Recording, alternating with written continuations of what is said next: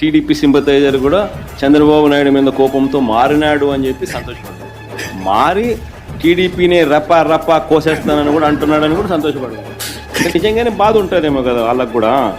అన్ని పథకాలు ఎగరగొడతా ఉన్నాడు, అన్ని అబద్ధాలు అయిపోయినాయి, ఫీజు రీయింబర్స్మెంట్ లేవు, ఆరోగ్యశ్రీ లేదు, రైతులకు పెట్టుబడి సహాయం రావడం లేదు, గిట్టుబాటు ధరలు రావడం లేదు, మరో పక్క అబద్ధాలు మోసాలతో సూపర్ 6లు లేవు, సూపర్ 7లు లేవు. మరి ఆయన బతుకులు చిన్నాభిన్నం అయిపోయిన పరిస్థితుల్లో ఆయనలో మార్పు వచ్చింది.